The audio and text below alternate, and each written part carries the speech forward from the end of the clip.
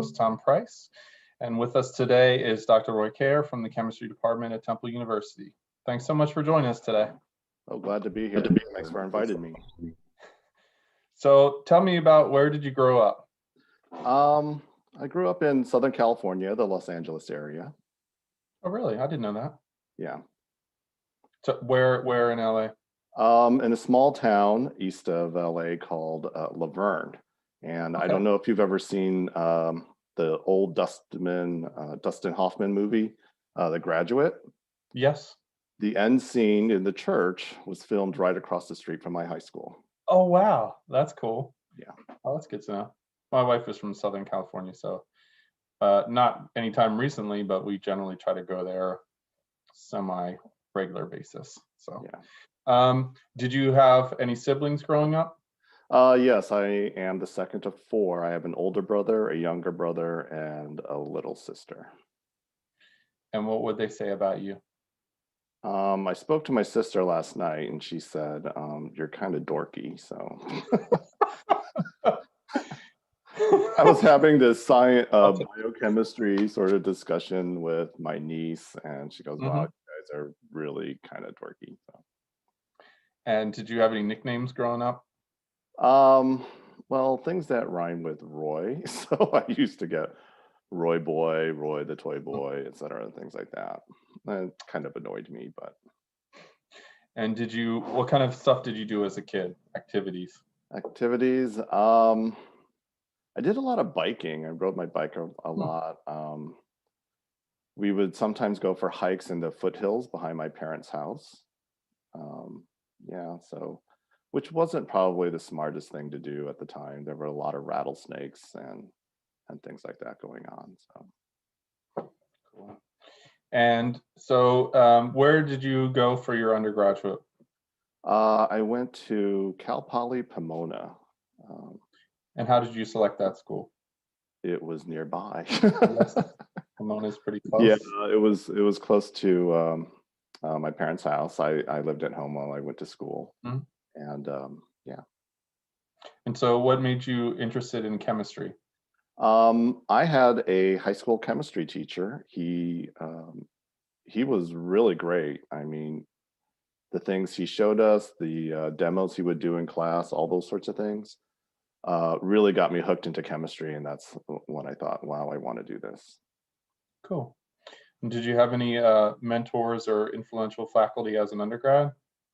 Yeah, I did undergrad research, and the professor I worked for, Dr. Dev, he really, gave me a lot of responsibility the first time in the lab to be like on my own, doing the things that I kind of wanted to do and the way that I wanted to do it, and I thought that freedom was awesome. Cool. And where did you do your graduate work? I went further down the freeway, down to UC Irvine. And did my graduate work there. Oh, that's cool. My wife went to UC Irvine, actually. Oh. The aardvarks, is that what it is? Anteaters. Anteaters, that's right. Yes, this is the hand symbol for anteaters. Awesome. Very cool. And so how did you come to Temple?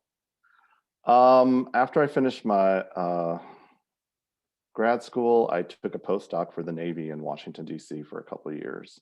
My wife was still in school at the time, so she was still there. And then when she finished, she took a position, a postdoc position in the Princeton area, Princeton, New Jersey.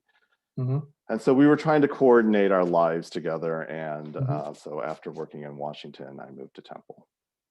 Awesome. And what do you like most about your job? Love the students. Students are awesome. The hard work, they're funny, they're smart, and I'm lucky that I get to teach the seniors, so then I get to see them graduate, and I get to meet their parents and tell their parents, how annoying at times their children were for me. So yeah, that's one of the good things about my job. Cool. And what do you What kind of advice would you give for students entering chemistry majors or potential chemistry majors or biochem majors? I would say enjoy your time in the lab. Lecture classes are great and we teach you a lot of information. But when you get into the lab, really, enjoy your time there. Do the experiments, make observations, have fun, exploring things, and learning new techniques. Cool. So I'm going to shift gears a little bit, and you already mentioned your wife. So where did you meet your wife? We met in grad school. We were in the same research group, and we got married just as I was finishing up, and she was still in school. Cool. What would you consider as your major fault? Or if you have a fault, first of all, if you have any faults, what would be one of your main faults? One of my main faults, I guess sometimes people think I'm a little too sarcastic at times. Would your wife agree with that statement? I think so. Yeah. Really? Yeah. I don't know. I'll have to ask her. What do you appreciate most in your friends? Loyalty. I like, that I can trust them. I like that I can talk to them about anything. I like that we can have fun together. So what do you like to do for fun? I like still to go biking a lot. That's one of the things I really enjoy doing. Just getting on a trail and just riding, that kind of clears my head.